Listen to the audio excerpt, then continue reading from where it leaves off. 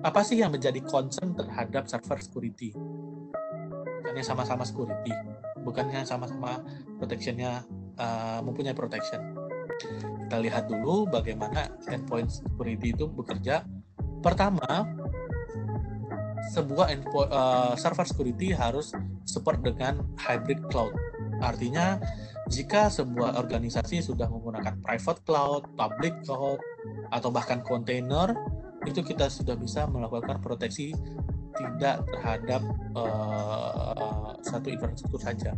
Dari sini kita melihat bagaimana pergerakan untuk sebuah sistem infrastruktur itu sangat jauh, mulai dari physical, virtual, serverless, bahkan sampai ke container. Artinya tim security juga harus support dengan beberapa isu yang ditimbulkan.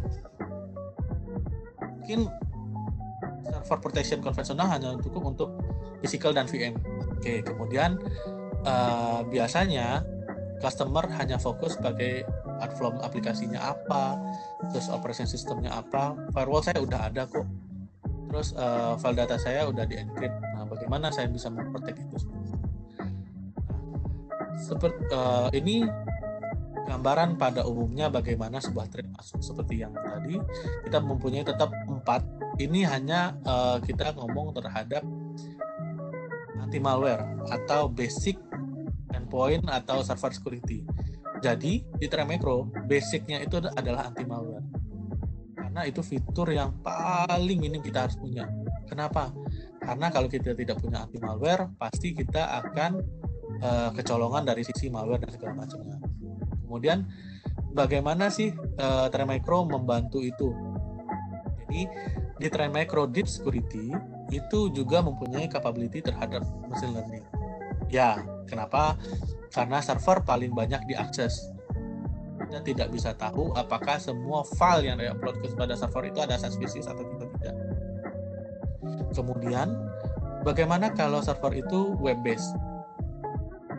Artinya dia menggunakan Linux mungkin, menggunakan Windows, yang udah ada application servernya di dalam. Siapa yang bisa garansi kalau dia tidak melakukan bridge connection ke user lain atau ke IP malicious? Itu kemudian ada nggak fitur yang lain yang kita butuhkan? Firewall pasti. Oh, saya sudah menggunakan perimeter firewall, itu lebih baik.